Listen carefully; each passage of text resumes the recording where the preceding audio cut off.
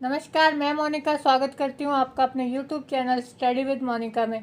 आज की वीडियो में हम बात करने वाले हैं क्लास 12th हिस्ट्री के हमारे 9th चैप्टर के बारे में, शासक और इतिवृत्त मुग़ल दरबार, जिसका टाइटल है। इसकी 2 पार्ट हम पहले देख चुके हैं। इससे पहले वाली वीडियो में हमने देखा था कि जो मुग़ल शासक थे वो अपने राज्य को किस तरह से एक आदर्श राज्य के रूप में प्रस्तुत करते हैं। जो मुग़ल शासक हैं वो उनका ये मानना है कि उनको सीधे जो है ईश्वर से शक्ति प्राप्त हुई है, इसलिए वो एक योग्य शासक हैं। फिर हमने देखा कि जो अकबर था उसने किस तरह से अपने साम्राज्य में सुलह कुल की नीति अपनाई थी। वो सबके साथ जो है न्याय करता था, सभी धर्मों का सम्मान करता था। तो इसी को आगे कंटिन्यू करते हैं हम। सामाजिक अनुबंध के रूप में न्यायपूर्ण सत्ता। देखिए, जो मुग़ल शासक हैं वहाँ मुग़ल जो साम्राज्य है वो क्या कहते हैं कि सामाजिक अनुबंध, जो न्यायपूर्ण सत्ता है, जो किसी भी राज्य के का जो भी शासक है वो अपने राज्य में न्याय करता है तो उसका एक सामाजिक कॉन्ट्रैक्ट के रूप में उसको देखा जाता है। अबुल फजल, जो अकबर के इतिहासकारी दरबारी थे, वो ये कहते हैं कि जो राजा है वो अपनी प्रजा की 4 चीज़ों में जो है वो रक्षा करता है। वो उनकी जान की रक्षा करता है, उनके माल की रक्षा करता है, उनके विश्वास की रक्षा करता है। और इस तरह से आप कह सकते हैं कि जो राजा है अगर वो अपने प्रजा की अगर रक्षा करता है तो प्रजा जो है उसका भी कुछ फ़र्ज बनता है, उसका भी कुछ कर्तव्य है अपने राजा के प्रति कि भाई वो राजा को उसका आज्ञाओं का पालन करे, उनका सम्मान करे राजा का। और जो संसाधन होते हैं किसी भी राज्य में, यानी टैक्स के रूप में आप कह सकते हैं कि राजा को जैसे लोग जो है कर देते हैं, तो उस तरह से जो प्रजा है उसको भी अपना जो शासक है, अपना जो राजा है, उसके प्रति जो है अपने कर्तव्यनिष्ठ रहना पड़ता है, उसका जो है सम्मान करना पड़ता है। इसी तरह से राजा और प्रजा के बीच जो है एक सामाजिक अनुबंध होता है, एक कॉन्ट्रैक्ट होता है। तो न्याय के विचार के दृश्य रूप में निरूपण हेतु अनेक प्रतीकों की रचना की गई। न्याय के विचार को मुगल राजतंत्र में सर्वोत्तम सद्गुण माना गया था। देखिए, जो मुगल दरबार था, वहाँ राजतंत्र था, उसमें न्याय को उसका सबसे बड़ा गुण माना गया था, सद्गुण माना गया था कि भाई जो भी मुगल शासक है वो अपनी प्रजा के साथ, अपने राज्य में रहने वाले लोगों के साथ पूर्ण न्याय करता है। किसी के साथ भी किसी भी तरह का भेदभाव की नीति राजा नहीं अपनाता।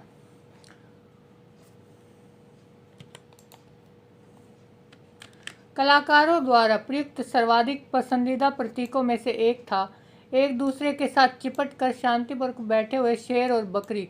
इसका उद्देश्य राज्यों को एक ऐसे क्षेत्र के रूप में दिखाना था जहाँ दुर्बल और सबल सभी परस्पर सद्भाव से रह सकते थे। देखिए, बहुत सारे हमने देखा था कि मुग़ल दरबार में जो है उनका लेखन कार्य होता था, उसमें चित्रकारी का बहुत महत्व था।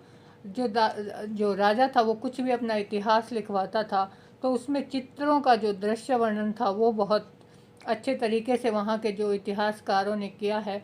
तो उसमें जो है ये दिखाया गया है कि किस तरह से इस प्रजा के साथ न्याय किया जाता था। उसके भी कुछ प्रतीक चिन्ह हमें देखने को मिले, जिसमें से एक क्या है कि मुग़ल दरबार में एक तस्वीर दिखाई गई है जिसमें क्या है, शेर और बकरी। हम जानते हैं कि बकरी अगर शेर के सामने आती है तो वो उसको खा जाता है, लेकिन वहाँ पर जो है इस तस्वीर के माध्यम से ये दिखाया गया है कि शेर और बकरी दोनों साथ साथ बैठे हैं। इस चित्र को दिखाने का जो उनका मकसद था वो ये था कि भाई शेर को क्या माना गया है, शक्तिशाली, और बकरी को कमज़ोर, कि भाई इस राज्य में जो दुर्बल है और जो सबल है, जो शक्तिशाली है, उन दोनों का जो है समान दिखाया गया है। वे दोनों ही जो है शांतिपूर्वक जो है उस राज्य में रह सकते हैं। मतलब यही है कि वो राजा जो है वहाँ का गरीब अमीर हो या फिर ऊंच नीच का इस तरह का भेदभाव नहीं करता, वो सबको समान महत्व देता है और सभी जो है शांतिपूर्वक उसके राज्य में रहते हैं।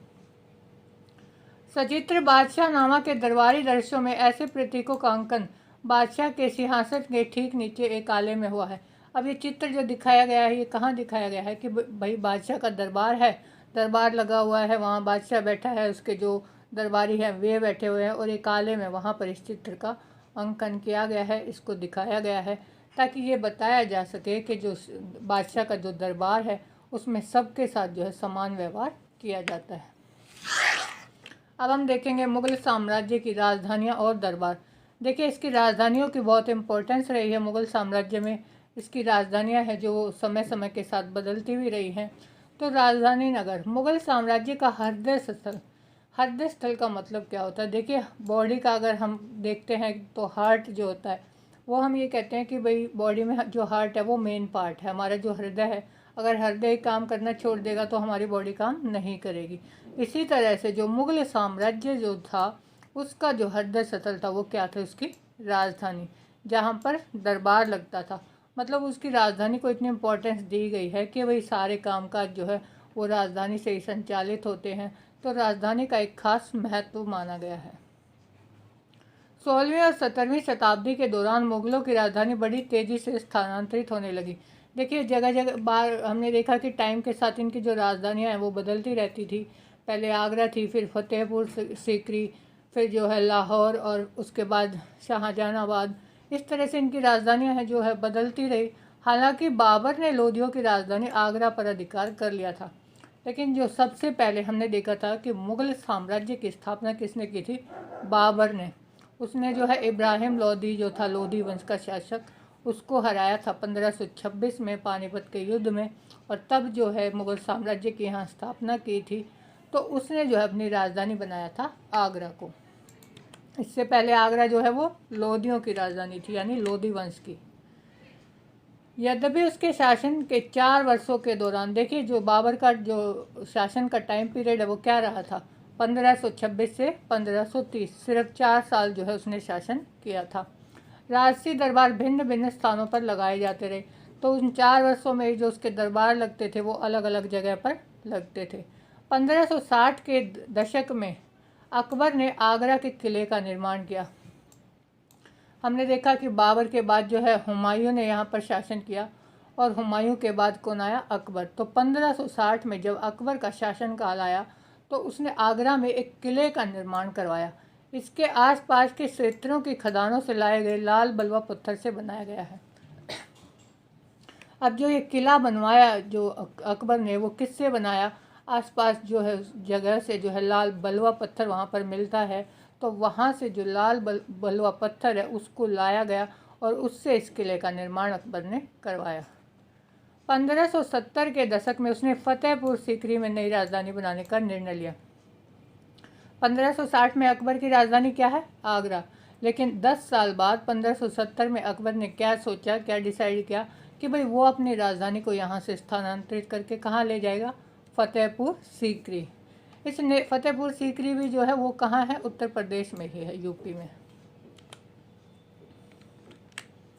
इसका निर्णय हो सकता है कि इस निर्णय का कारण हो सकता है कि सीकरी अजमेर को जाने वाली सीधी सड़क पर था, जहाँ से एक मोइनुद्दीन चिश्ती की दरगाह उस समय तक एक महत्वपूर्ण दरगाह बन चुकी थी।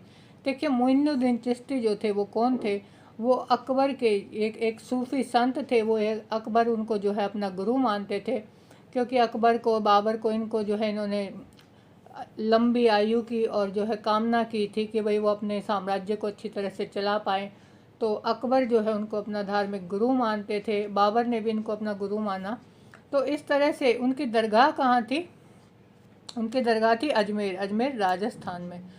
तो उन्होंने जो है फतेहपुर सीकरी में अपनी राजधानी बनाने की बात जो सोची, उसका कारण यही था कि वो सड़क है वो सीधी जो है फतेहपुर सीकरी से अजमेर जाती थी राजस्थान, जहाँ पर मोइनुद्दीन चिश्ती की दरगाह थी। और उस समय तक जो है उस दरगाह का महत्व बहुत बढ़ गया था। लोग जो है बहुत ज़्यादा मात्रा में वहाँ पर जाते थे, और जो है पीर की दरगाह पर वो जो है मतलब अपना जो है धार्मिक जो है क्रियाकलाप थे वो करते थे। मतलब उनको एक धार्मिक तीर्थ स्थल के रूप में जो अजमेर था उसके जो है बहुत महत्ता उस समय तक बढ़ गई थी। अकबर ने सीकरी में जुम्मा मस्जिद के बगल में एक मकबरा बनाने का आदेश दिया। देखिए सीकरी में क्या थी? एक जुम्मा मस्जिद, तो वहाँ पर एक मकबरा बनाने का आदेश दिया अकबर ने।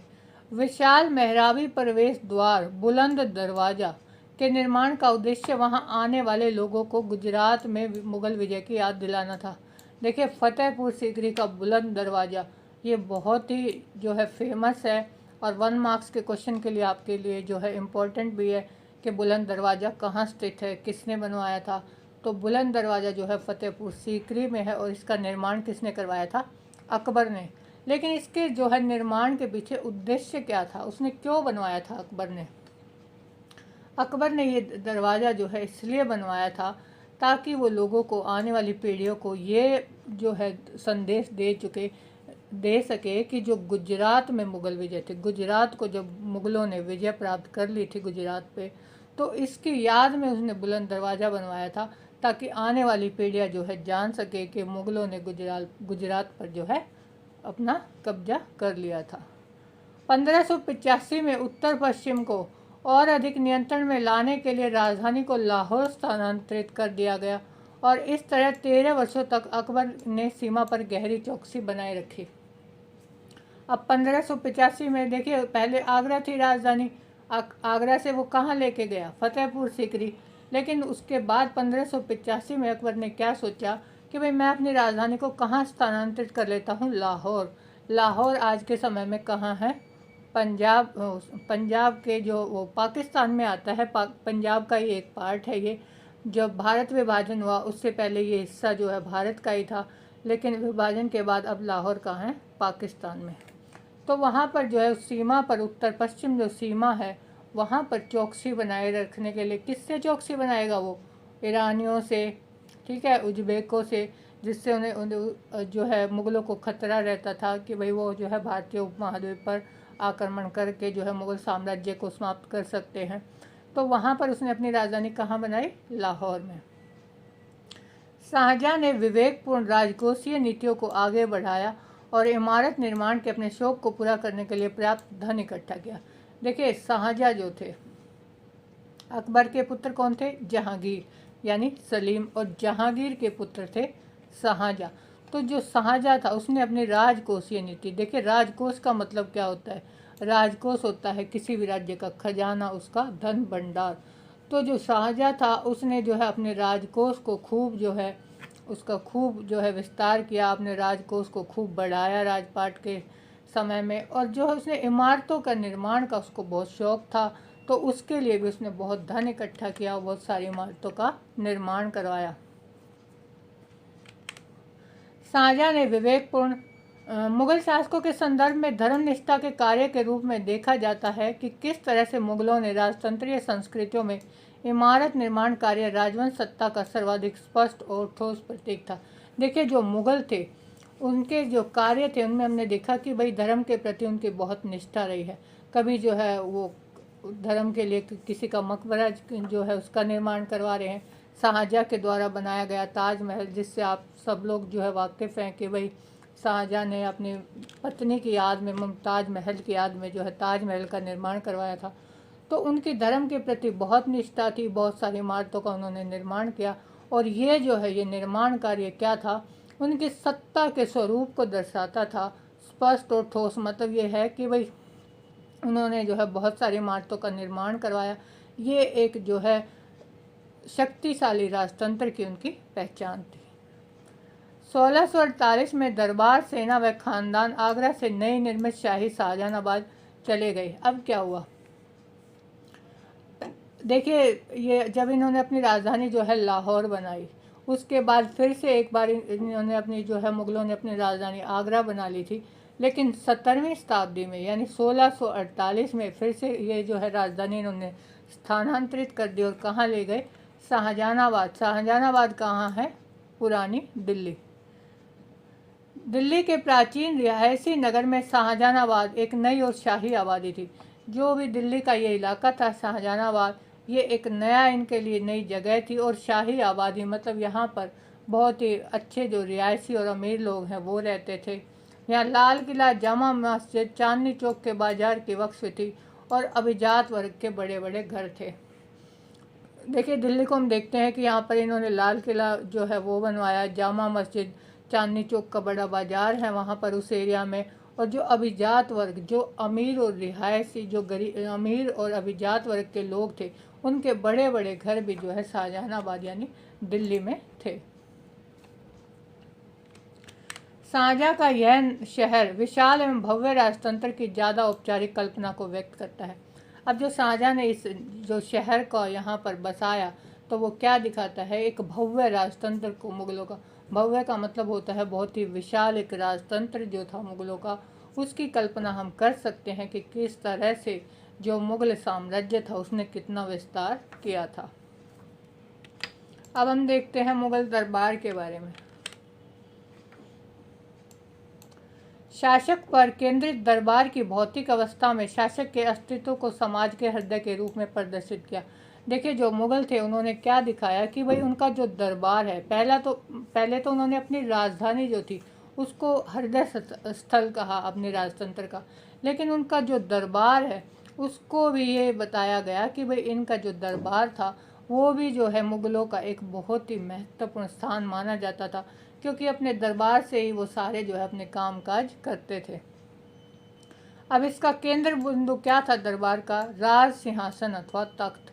तख्त होता है एक राजा जहाँ पर बैठता है, जहाँ पर सभाएं करता है अपने दरबार में, जिस कुर्सी पर वो बैठता है उसको बोलते हैं तख्त।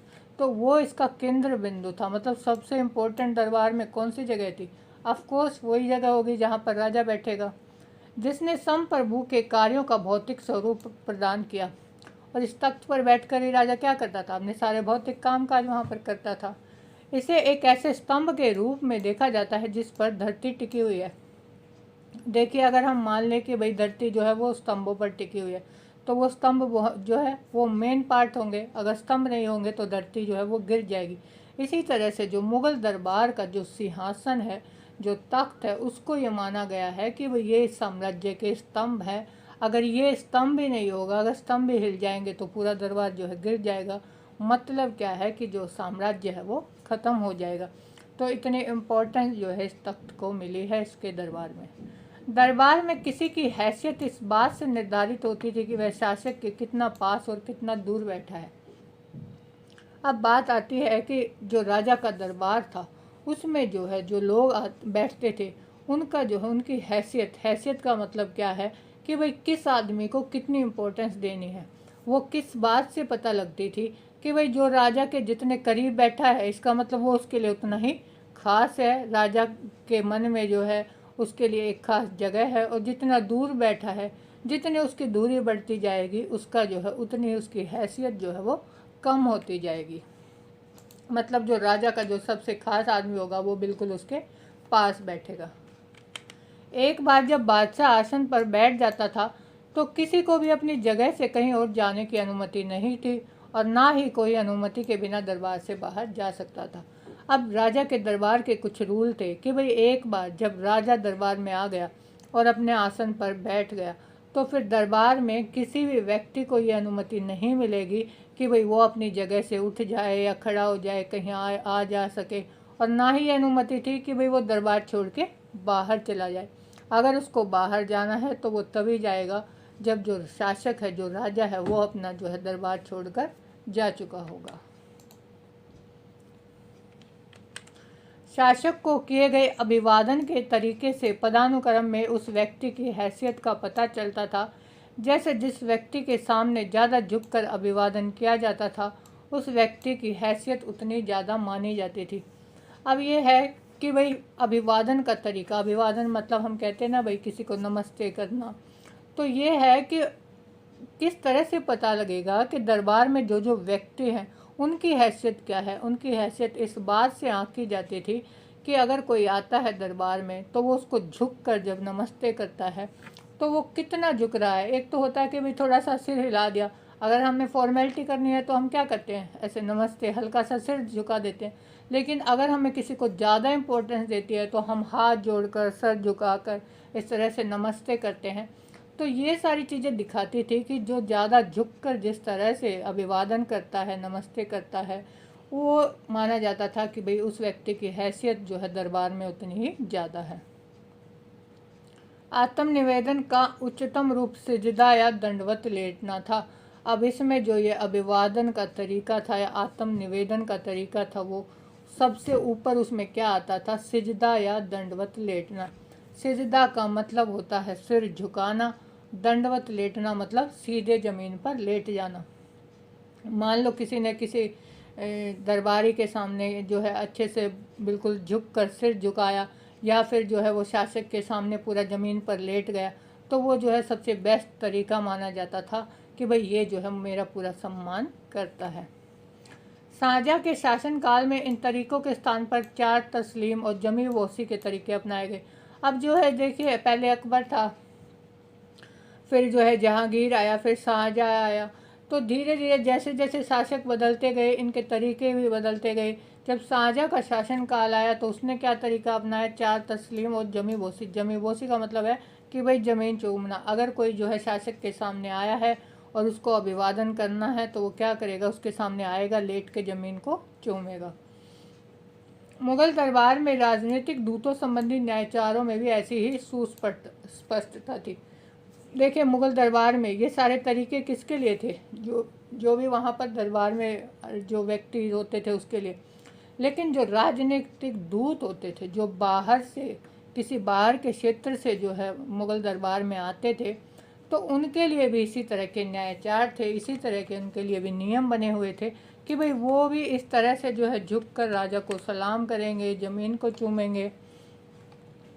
मुगल बादशाह के समक्ष प्रस्तुत होने वाले राजदूत से अपेक्षा की जाती थी कि वे अभिवादन के मान्य तरीकों में से एक, या तो वह झुक कर ज़मीन को चूमकर अथवा फारसी रिवाज के मुताबिक छाती के सामने हाथ बांधकर तरीकों से अभिवादन करेगा।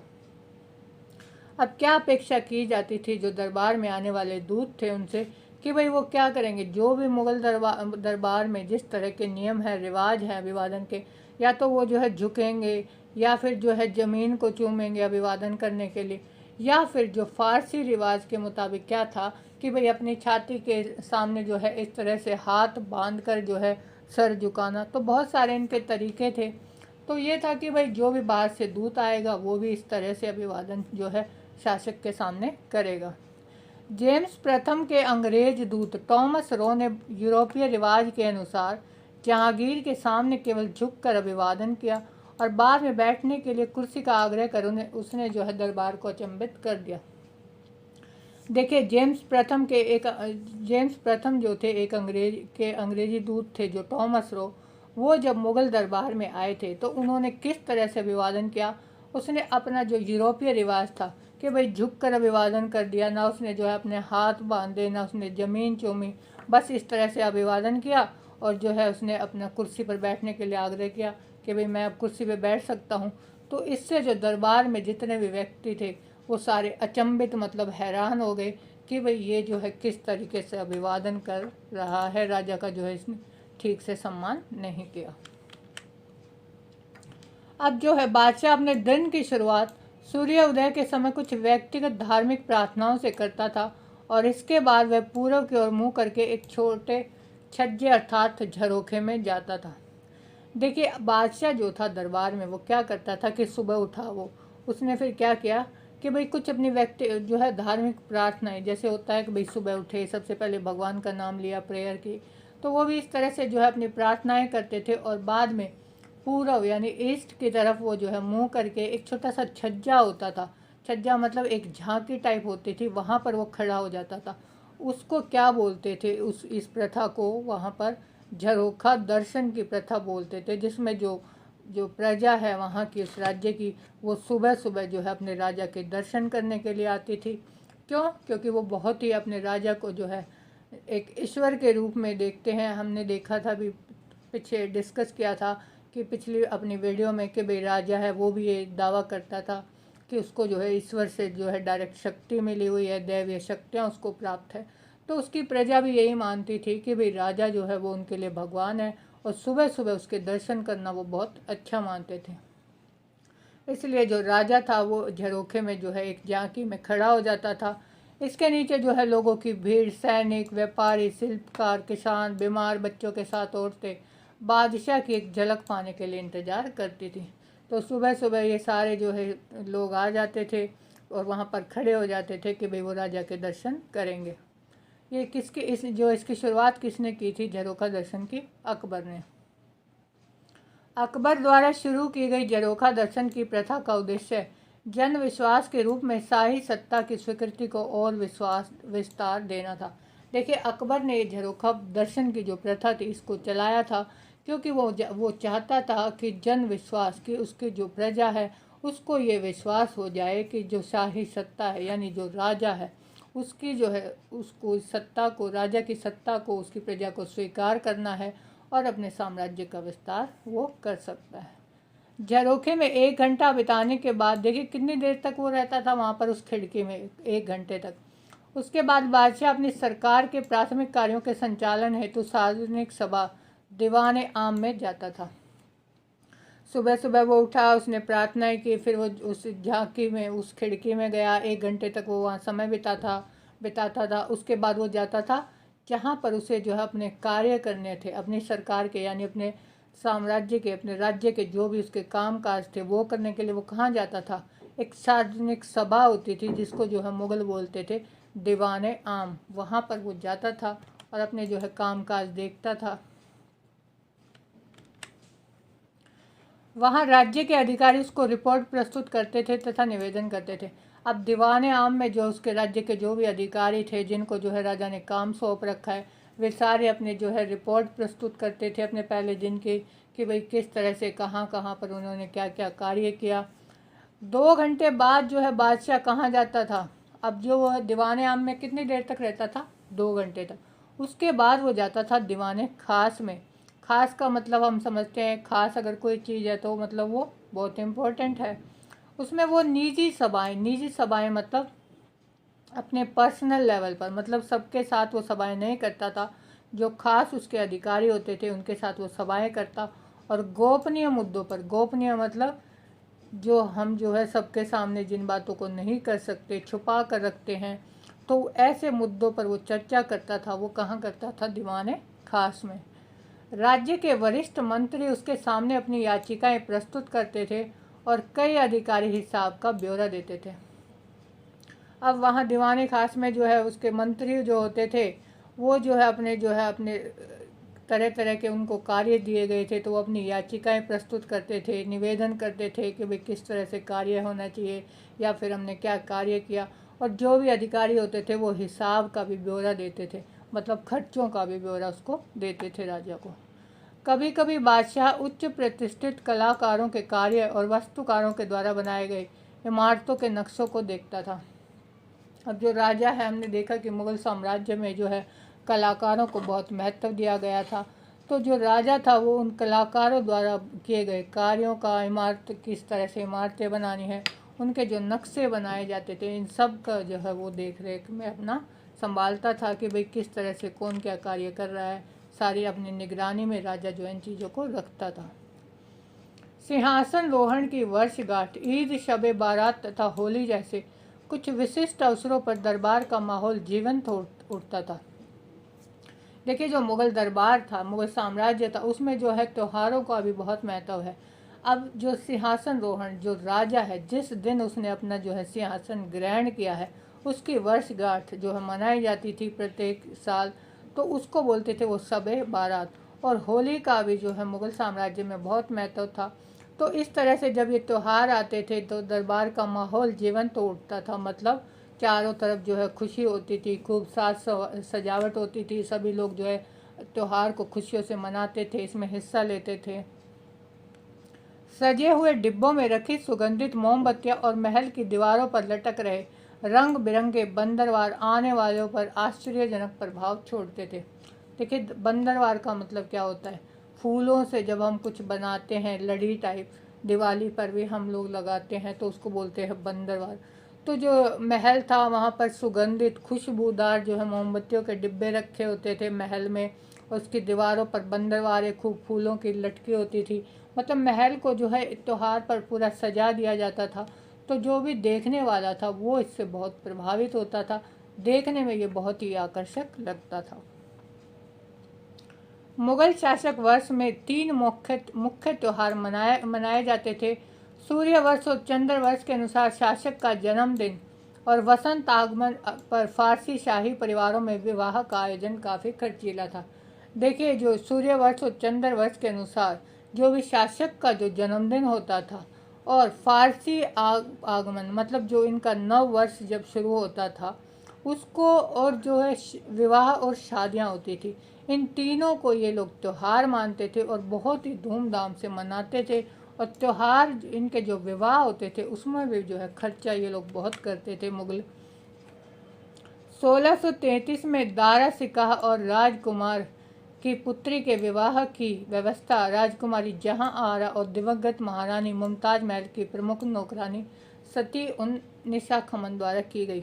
देखिए, एक विवाह का यहाँ वर्णन किया गया है कि किस तरह से उसमें जो है दारा सिकाह कौन थे। दारा सिकाह जो है शाहजहाँ के पुत्र थे। उनकी शादी का जो है वर्णन किया गया है कि किस तरह से उनकी जो राजकुमारी जहां आरा और दिवंगत महारानी जो मुमताज महल कौन थी? शाहजहाँ की पत्नी, उनकी नौकरानी थी निशा खामन। उन लोगों ने सारी जो है देख रेख की थी, इस विवाह की तैयारियां की थी। शादी के उपहारों के प्रदर्शन, अब जो शादी में जो उपहार दिए जाने थे, प्रदर्शन मतलब उसको, उन उपहारों को दिखाया गया था। वो कहाँ दिखाया गया था? दीवाने आम में, जहाँ पर जो है सार्वजनिक सभाएं होती थी मुगल दरबार की।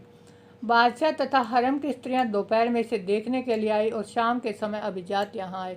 देखिए, जो हरम था, हरम एक ऐसी जगह थी मुगल दरबार में जहाँ जो शासक है उसका परिवार, उसके नौकर चाकर और उसके जो खास लोग हैं वो रहते थे। उनकी जो रानियाँ थी वो वहाँ रहती थी। तो जो बादशाह था और जो हरम में रहने वाली जो उसकी बीवियाँ थी, उनकी और उनकी माँ थी या जो भी स्त्रियाँ वहाँ थी, वो इन उपहारों को देखने के लिए दोपहर में आती हैं। और शाम के समय अभिजात यानी जो अमीर, जो रईस लोग थे आसपास के, जिनको जो है राजा महत्व देता था काफ़ी, वो लोग इन उपहारों को देखने के लिए आए। दुल्हन की माँ ने भी इसी तरह उसी विशाल कक्ष में उपहारों को सजाया था। अब जो दुल्हन की माँ है उसने भी जो है जो उपहार देने थे शादी में, वहाँ पर उसने भी जो है दीवाने आम में इन उपहारों का प्रदर्शन किया। शाहजहाँ भी इन्हें देखने के लिए वहाँ गए। हिना बंदी, मेहंदी लगाने की रस्म अदा की गई और दीवाने आम में ही जो है शादी में जो मेहंदी लगाने की रस्म होती है वो जो है वहाँ पर अदा की गई। दरबार में उपस्थित व्यक्तियों के बीच इलायची, पान व मेवे बांटे गए। अब क्या था कि दरबार में जो भी व्यक्ति वहाँ पर आए उन उपहारों को देखने के लिए, जो उपस्थित थे, उनको जो है इलायची, पान और मेवे जो है वो बांटे गए। और 32 लाख रुपए का ये कहा जाता है कि उनकी शादी में जो है टोटल खर्च हुआ था। देखिए, इतने पुराने समय में जो 32 लाख हैं वो जो है बहुत मायने रखते हैं। तो ये कहा जाता है कि भाई ये लोग जो है विवाह शादियों में खूब जो है पैसा खर्च करते थे। जिसमें जो है 6 लाख कहाँ से दिए गए? शाही जो खजाना था मुगलों का, वहाँ से 16 लाख जहाँ आरा मुमताज महल द्वारा आरंभ में ही जो है अलग से रखे गए थे और शेष जो है दुल्हन के माँ के द्वारा दिए गए थे। बादशाह नामा के लिए गए इन चित्रों से इस अवसर की जुड़ी गतिविधियों को दिखाया गया है। तो ये जो विवाह के जो दृश्य हैं, जो उपहारों का प्रदर्शन है, ये सारे जो है बादशाह नामा किसकी जीवनी है? शाहजहाँ की। उसमें जो इससे संबंधित चित्रों को भी दिखाया गया है। नौरोज़ क्या था? इनका एक त्यौहार जो है नौरोज़ भी माना जाता था। वो क्या था? जन्मदिन पर शासक को विभिन्न वस्तुओं से तोला जाता था और बाद में ये वस्तुएं भेंट में दे दी जाती थी। देखिए, नौरोज़ का मतलब क्या था कि राजा का जब जन्मदिन आता है तो उसको जो है तुलादान भी बोलते थे कि भाई इसको जो है एक पलड़े में राजा बैठ जाता था और दूसरे पलड़े में जो है पैसे, हीरे जवाहरात, कीमती वस्तुएं जो हैं वो रख दी जाती थी। और राजा के वजन के बराबर जब वो सामान हो जाता था तो उस सामान को ये लोग जो है दान दे देते थे, भेंट में दे देते थे गरीबों को। अब हम देखते हैं इनकी पदवियाँ, उपहार और भेंट। राज्याभिषेक के समय अथवा किसी शत्रु पर विजय के बाद मुगल बादशाह विशाल पदवियां ग्रहण करते थे। देखिए, जब या तो कोई भी शासक था उसने किसी दूसरे राज्य पर आक्रमण किया, उसके ऊपर कब्जा कर लिया, तो वो क्या करते थे अपने जो है, या फिर राज्याभिषेक जब उसका कराया जा रहा है किसी नए राजा का, तो वो पदवियां ग्रहण करते थे। योग्य व्यक्तियों को पदवियां देना मुगल राजतंत्र का एक महत्वपूर्ण पक्ष था। और जो राजा के अलावा और भी जो योग्य व्यक्ति होते थे दरबार में, उनको भी जो है पदवी जो है से जो है सम्मानित किया जाता था। दरबारी पदानुक्रम में किसी व्यक्ति की उन्नति को उसके द्वारा धारण की जाने वाली पदवी से जाना जाता था। अब जो है जो दरबार होता था उसमें किसी व्यक्ति को उन्नति कैसे मिल रही है, मतलब भाई उसका प्रमोशन कैसे माना जाएगा कि भाई ये ठीक है, वो अच्छा काम कर रहा है तो अब उसको प्रमोशन मिलेगा, अब जो है वो उसको एक तरक्की मिलेगी। वो किससे मानी जाती थी, जब उसको जो है पदवी मिल जाती थी।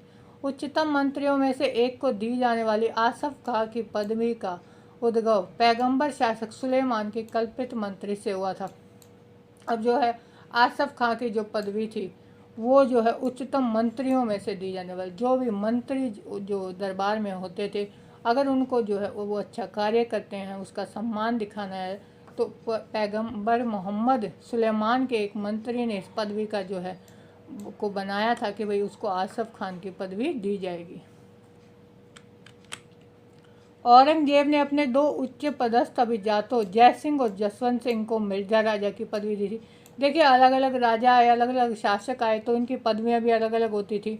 जब औरंगजेब ने शासन किया तो उसने अपने दो अभिजात वर्ग के दो उच्च पदस्थ जो उसके अधिकारी थे जय सिंह और जसवंत, उनको जो है उपाधि दी थी मिर्जा राजा की। पदवी या तो अर्जित की जा सकती थी या उन्हें पाने के लिए पैसे भी दिए जा सकते थे। अब देखिए औरंगजेब के काल में हमने क्या देखा कि पदवी का मतलब हम तरक्की मानते हैं कि भाई अच्छा काम करेगा तो पदवी मिलेगी, लेकिन यहाँ पर एक बात और भी है कि पदवी जो है खरीदी भी जा सकती थी। मतलब वो अगर राजा को खूब सारा जो है रकम दे, अच्छे पैसे दे, तो भी राजा उसको जो है पदवी दे देता था। ऐसा ही एक नाम आता है मीर खान का, उसने जो है अपने नाम के आगे अ अक्षर लगवाया था। मीर के आगे अ लगा देंगे हम, क्या बन जाएगा, अमीर खान। अमीर का मतलब पैसे वाला। तो उसने इस पदवी के लिए औरंगजेब को 1 लाख रुपए देने का प्रस्ताव दिया था। अन्य पुरस्कारों में सम्मान का जामा भी शामिल था। अब जो है पदवी के अलावा और भी तरीके थे भेंट देने के, पुरस्कार देने के। तो एक तरीका था जामा यानी खिल्लत। वो क्या था कि उसमें जो है राजा के द्वारा जो पहना हुआ उसका जो राजा ऊपर से एक ओवरकोट टाइप जो वस्त्र पहनते हैं, वो जब किसी को राजा जो है किसी से खुश होता था और वो उसको देता था, तो ये भी माना जाता था कि भाई ये भी सम्मान का सूचक है, जिसे पहले कभी न कभी बादशाह द्वारा पहना गया होता था और यह समझा जाता था कि ये भाई बादशाह का आशीर्वाद है। सरप्पा भी एक उपहार था। वो क्या था, सर से पांव तक। सरप्पा का मतलब क्या होता है, सर से पांव तक।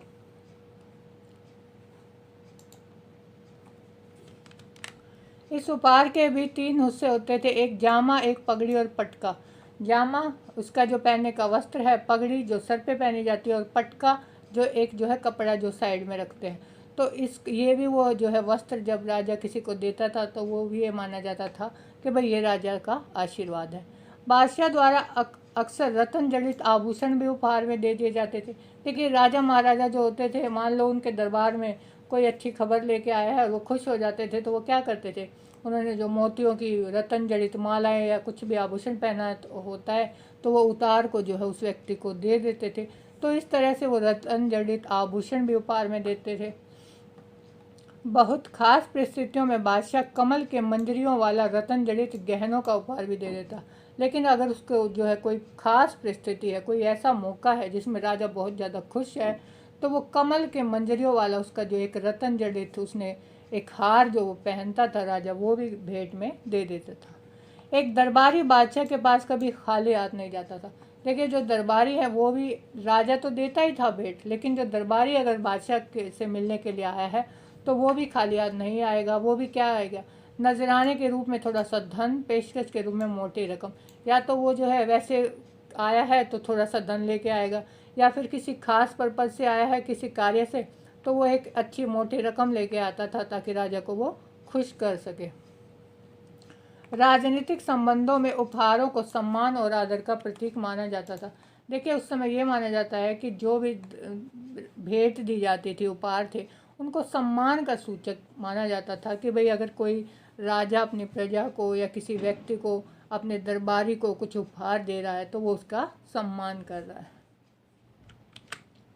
राजदूत प्रतिद्वंदी राजनीतिक शक्तियों के बीच संधि और संबंधों के जरिए समझौता करवाने का महत्वपूर्ण कार्य का संपादन करते थे। देखिए राजदूत का कार्य क्या होता था, जो भी दरबार में आते थे वो या संधि करवाते थे। भाई मान लो किसी दो पक्षों के बीच में झगड़ा है, एक क्षेत्र के लोग हैं वो दूसरे क्षेत्र पर आक्रमण कर रहे हैं, या उनके बीच आपस में कोई झगड़ा है तो एक दूत को भेजा जाता था। उस दूत का काम होता था कि वो आराम से उसको समझाए, उसका संदेश दे सामने वाले राजा का। तो वो संधियाँ करवाते थे।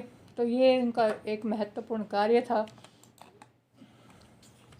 अब ऐसी परिस्थितियों में भी उपहार की महत्वपूर्ण वो थी, इम्पोर्टेंस क्या थी कि भाई जो दूत आया है वो भी क्या करेगा, कुछ ना कुछ वो जो है राजा के लिए उपहार लेकर आता था, जिससे जो है राजा खुश हो जाता था। टॉमस रॉ को इस बात से बहुत निराशा हुई थी कि उसने आसम खां को जो अंगूठी भेंट की थी उसे केवल इसलिए वापस कर दिया गया कि वो मात्र 400 रुपये की थी। देखिए, हमने देखा कि मुग़ल साम्राज्य में जो भी उपहार दिए जाते हैं उनकी कितनी इम्पोर्टेंस है। जो राजा है वो अपने जो है बहुत ही कीमती रत्न जड़ित जो है गहने भी दान में दे देता था। लेकिन जब टॉमस रो भारत आया था एक दूत बनकर, तो उसने आसफ खां को एक अंगूठी भेंट में दे दी थी।